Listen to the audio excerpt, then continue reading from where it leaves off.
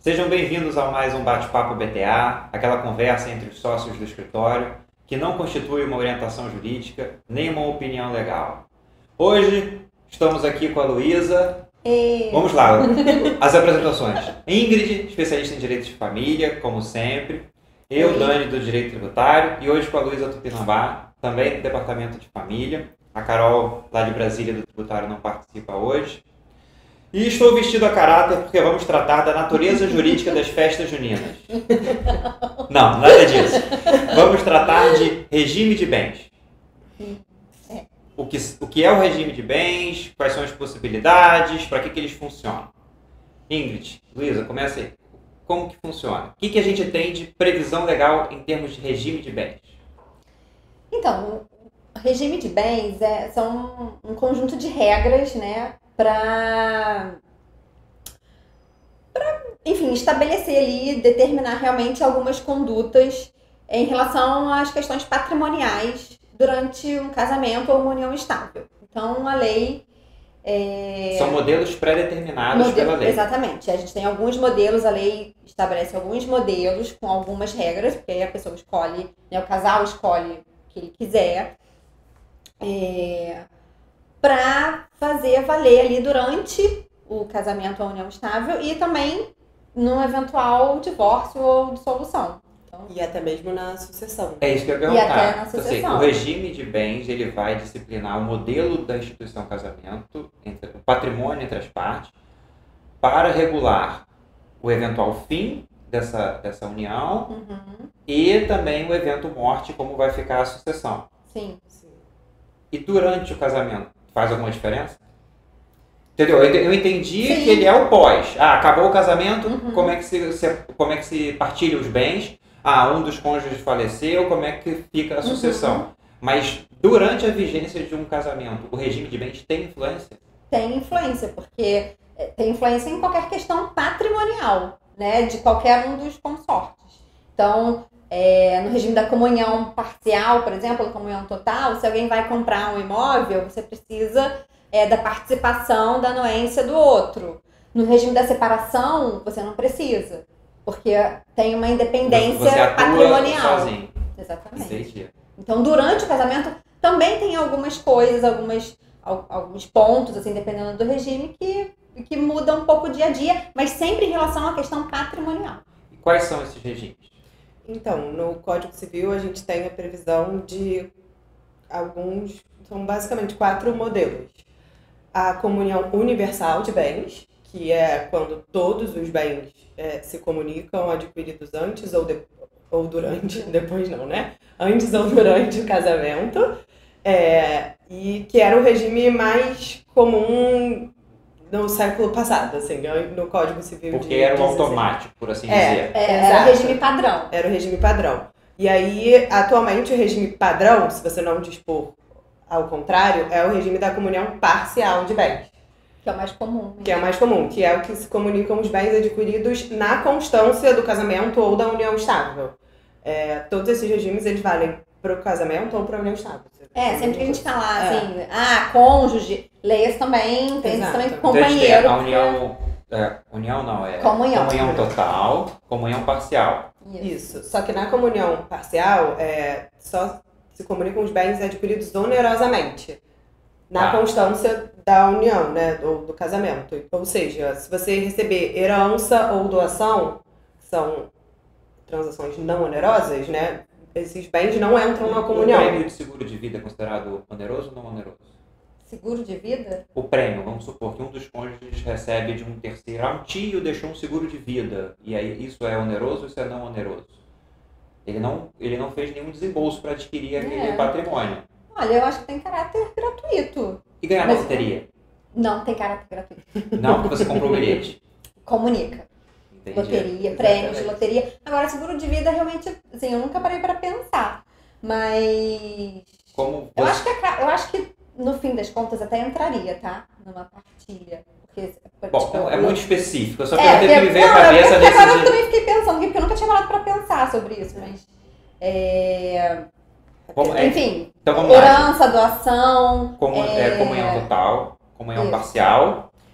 Tem a separação total. que aí mesmo no casamento, Cada um cada tem um o tem os seu. seus... É o oposto da comunhão total. Tá. Que da comunhão total tudo se comunica, na separação total nada se comunica, nem antes nem depois do casamento. E o quarto? A separação obrigatória Separação obrigatória, que Mas a separação obrigatória é uma separação total. é uma separação total, mas ela é imposta pela lei em alguns casos, Tá. tá? Eu quero chegar naquele do nome engraçado que vocês falaram. participação final de aposta. Que ninguém usa. Que ninguém... Não, ninguém usa. Tá. Exemplo de faculdade. Eu nunca... Nem na faculdade você trata tanto. faculdade de direito eles falam sobre Tá. isso, mas... Aí, vamos lá. A pessoa, quer dizer, os cônjuges, eles podem escolher livremente o regime de bens. Sim. Sempre. Sim. Menos naquele que você falou que é obrigatório. Menos no da Se eles não fizerem nada, qual é o automático hoje? comunhão parcial. E aí qualquer outro que eles queiram fazer, ou a separação total ou a comunhão universal, eles precisam fazer algum procedimento prévio Isso. Tem que ao fazer- casamento. Tem que fazer uma escritura pública, escolhendo os dois, né? Escolhendo aquele regime que não é o padrão. E o da separação obrigatória, a pessoa não tem opção. É o automático em alguns casos previstos em lei. Exatamente. Porque quando tem o processo de habilitação de casamento, que é, né, quando você escolhe ali. Então, se você não quer o da comunhão parcial, você tem que apresentar um pacto antinupcial dizendo qual o regime que você quer. Só que, dependendo de algumas situações, por exemplo, se a pessoa é viúva e ainda não terminou a partilha dos bens do casamento anterior, ou está se divorciando, mas ainda também não teve. Para evitar confusão patrimonial, a pessoa é obrigada a casar pelo regime da separação obrigatória. Ou, que é muito discutido hoje, né, Luísa? Sim. É a questão da idade. A Que pessoa... quando a pessoa é maior de 70 anos e casa, Ela é obrigada. ela é obrigada a Mas, tipo, utilizar o regime da separação. Mas você falou discussão por quê? Porque algumas pessoas tentam porque, não assim, aplicar isso. Porque teve até projeto de lei discutindo a constitucionalidade desse inciso, porque, Porque os 70 são os novos 50. né? Porque A população vivendo mais, mas talvez seja nesse sentido, que né? hoje uma pessoa com 70 anos é obrigada a casar num regime de separação, né?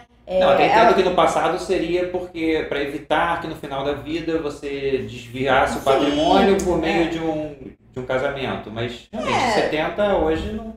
Pois é, então assim, tem muita discussão sobre isso. A gente acha inconstitucional colocar essa condição da idade. Qualquer que seja. Sim. Qualquer que seja. É porque hoje a lei é 70. Até alguns anos atrás era 60. Ah, ok. Ela foi se atualizando. Só É. que mesmo assim não dá conta, né? Entendi. Você vê, no código de 16, lá na década de 60, 70, ainda era diferente. Para o homem era 60 anos, para a mulher era 50. Então a mulher com 50 anos era obrigada a casar. Sendo que a expectativa de vida da mulher é superior à do homem sempre. Né? Pois é, você vê, né, como as nossas leis funcionam. Mas enfim, tem essa discussão. E esse regime é um regime também um pouco mais delicado, porque ele se chama separação obrigatória, mas na prática ele acaba funcionando como uma comunhão, né, Luísa? Pois é, porque o STF tem uma súmula que fala que os bens adquiridos na constância do do casamento ou da união se comunicam. Mesmo que seja nessa separação nesse obrigatória. regime. Ah, No nesse regime regime. da separação obrigatória, Curioso os isso. bens adquiridos se comunicam. Então seria uma disposição que Acaba na que- prática, pois se você é, discutir, você vai ultrapassar essa barreira. E aí a gente já teve casos, assim, de clientes que queriam se casar no regime da separação total, né? Pessoas mais velhas, que já tinham um patrimônio adquirido, né? Constituído assim, ao longo da carreira, né? Da vida. E eles queriam se casar no regime da separação total. Eles não queriam comunicação de bens, cada um tinha seus filhos, a sua família. E eles não podiam. E Não aí? é que você não possa fazer a comunhão Você total não ou parcial. pode- Você não pode nem fazer separação total. Você tem que ir pela separação obrigatória. E aí Entendi. eles não queriam se casar nesse regime justamente por conta dessa súmula. E eles são obrigados. Não passa. Você pede judicialmente, você, enfim, você fala com quem tiver que falar, com o Ministério Público e tal. Não passa. E você escolhe o regime antes de celebrar a união. Sim. E você pode mudar depois?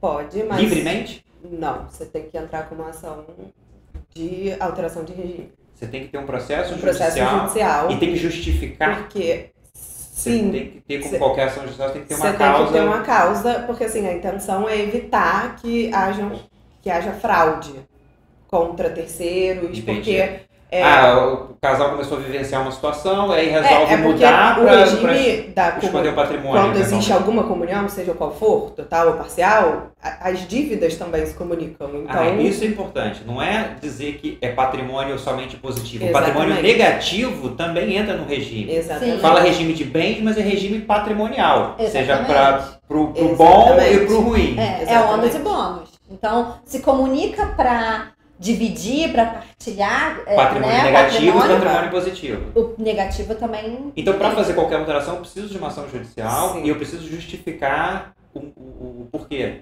do que eu mudar o regime. Ou ao menos demonstrar que você não vai causar nenhum prejuízo, né? Aí você tem que juntar uma série de certidões. Porque às vezes, né, a pessoa é comum, por exemplo, a pessoa tem uma empresa, né? Aí quebra. Se a pessoa é casada num regime ou vive estável num regime de comunhão, e dependendo do ponto que chega, né, da pessoa quebrar mesmo, os bens do cônjuge também podem ser atingidos. Mas aí, se eu trocar o regime, vamos supor, eu passo de uma... Tá bom, imagino que seja mais simples se eu passar de uma comunhão parcial para uma comunhão total, porque aí eu vou abranger o patrimônio anterior. Sim, dificilmente vai ter problema. Agora, se eu migro para uma separação total, é a partir daquela data. Só que aí quando você faz esse tipo de processo... Você tem que partilhar? Você tem que partilhar. Como se você estivesse encerrando uma relação conjugal e iniciando uma nova em razão do regime. E aí você tem que juntar uma série de certidões. Você tem que provar que você pode fazer essa mudança sem causar prejuízo para terceiros, entendeu? E o momento da escolha, então, obviamente... Ficou claro que a gente pode mudar depois, mas o momento da escolha é anterior ao casamento. E como que a pessoa escolhe? O que leva ela a debater esse assunto, que é um assunto chato, pelo menos no início de uma relação, ou na hora que você está conversando sobre se juntar com alguém, você já quer falar sobre regime de patrimônio, né? O que leva a decidir por um ou por outro? Ou o ideal é conversar com os outros advogados? O o ideal é você procurar alguém, pelo menos para você entender como os regimes funcionam, né? Você entender que você pode fazer essa mudança, porque às vezes a gente começa de um jeito e a vida vai caminhando. Mas não existe uma cartilha, olha, se o seu caso for esse o regime, se é esse... Não, é conversar, entender, como a gente conversou naquele episódio que a gente falou de planejamento sucessório, o planejamento do casório, também é caso a caso. Que também é uma forma de planejamento sucessório, como a Ana Luísa falou, lembra? Porque é isso, porque às vezes a pessoa, depende, caso a caso mesmo, de cada casal, às vezes a pessoa já tem um patrimônio constituído, às vezes as pessoas não é o primeiro casamento. Não é o primeiro casamento, às vezes é uma questão de princípios, de como a pessoa entende a vida, entende essa questão patrimonial, a relação. O regime da comunhão parcial, ele era essa regra geral, né? O da comunhão universal era, e depois se tornou da comunhão parcial, justamente porque a sociedade foi mudando ao longo do tempo, né? As relações entre os casais, o espaço da mulher na sociedade foi mudando, e isso vai fazendo também as relações familiares se modificarem, né? Da linha geral do direito, tem que regular o que a sociedade vive. Exatamente. Não adianta inventar a roda. E tem uma coisa interessante para falar, porque a gente fala do casamento quando escolhe e tal, mas no casamento você faz um processo de habilitação, né? Tem toda uma questão. Na união estável, muitas vezes as pessoas só juntam as escovas de dente, né? Vão morar junto e não pensam muito, né? Nessa formalidade. Aí, instituir uma união estável, seja oficializando ou não oficializando, você cai na regra geral da comunhão Pois é, parcial. aí você pode, né, fazer a escritura de união estável, né, para formalizar, e ali escolher um regime, pode ser da comunhão parcial, não importa, é só uma formalização. E se você não faz essa escritura, se você não faz esse documento, na hora de dissolver a união ou na hora do óbito de algum dos companheiros, vai ser O regime padrão. praticado o padrão, o parcial. Última pergunta que eu tenho desse assunto que surgiu agora. Se você tem a união estável, mas você só decide reconhecer, ou seja, lavrar a escritura, anos e anos depois, eu posso ali estabelecer que desde o início eu queria uma separação total? É uma questão controvertida também. Porque não é incomum, é super comum. As pessoas às vezes. Mas a sua manifestação de vontade não aconteceu antes. Mas a união estável, Pois é. ela depende da vontade, Sim. basta os fatos, né? Sim, só que pode acontecer às vezes depois de 30 anos, aí já tem patrimônio constituído. Aí é que você resolve. Não sei o que, aí você resolve fazer a escritura, escolher um regime. Mas e aí? Ele pode ser questionado. Entende? E hoje não existe uma orientação pode ter um tipo de fraude, firme, de fraudar a ameação do outro. Não, entendeu? perfeito, mas hoje não existe também uma orientação firme na jurisprudência de que eu posso, no reconhecimento tardio de uma união estável, disciplinar um regime de bens diverso do regime padrão desde o início, que retroaja. Não existe discussão suficiente para que a gente diga, olha, a jurisprudência entende isso ou aquilo. Olha, eu acho que se a pessoa fizer, se o casal fizer, e Não tiver terceiros Não sendo tiver- prejudicados, vai vai ficar por isso passar. mesmo. Exatamente. agora, se tiver ali uma discussão, é bem... Aí vai caber ao terceiro prejudicado mas provar que nem o aquilo... terceiro, né? Vamos dizer que na hora de dissolver, uma das partes ok. diga que entendeu? não Sim, era sim, sim. comunhão parcial. A gente viveu 10 anos em comunhão parcial e depois a gente fez essa escritura de separação. Aí vai ser um meio de prova, debate, discussão. Exatamente. E tem uma coisa também que eu acho interessante falar, que muita gente escolhe porque assim, é o que a gente falou no começo, né? Que a Luísa falou. O regime serve ao longo do casamento ou da união, ele serve para o momento do divórcio ou da dissolução, e ele serve para o momento do falecimento também. E uma coisa muito comum é que as pessoas que escolhem o regime da separação total de bens, eles acham que na hora que o outro falece, não tem que dividir nada. O que é meu, o que é seu, e não é assim. Porque você tem que identificar naquele Porque- bolo o que, não, que era de não, cada um. Não, é porque o cônjuge é herdeiro necessário, independente do regime. Então o cônjuge, ele vai participar. Entendi. Ele participa de uma forma diferente. diferente. Mas ele participa e assim, várias vezes as pessoas já chegou aqui, a gente já pegou inventários e fala, mas é regime da separação, ela não participa. Participa sim. Por isso, mais uma vez, tem que pensar bem, tem que conversar Exatamente. com alguém da área para você poder estabelecer. E nem adianta pensar assim, eu não tenho patrimônio, então eu não preciso pensar no regime de bens. Tudo bem, mas você está no início da vida.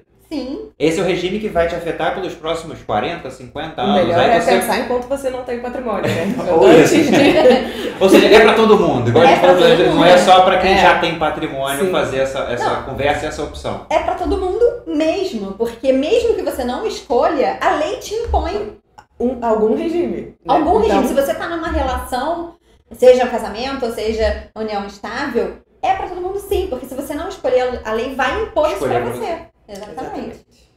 Bom, acho que era isso. Mais algum ponto? Não, acho que é isso, né? A gente falou de um modo bem geral, Geral, assim, mas né? acho que a gente falou. Então é isso. Bastante Finalizamos mais um bate-papo PTA, tratando de regime de bens. E nos vemos no próximo. Tchau. Tchau, tchau.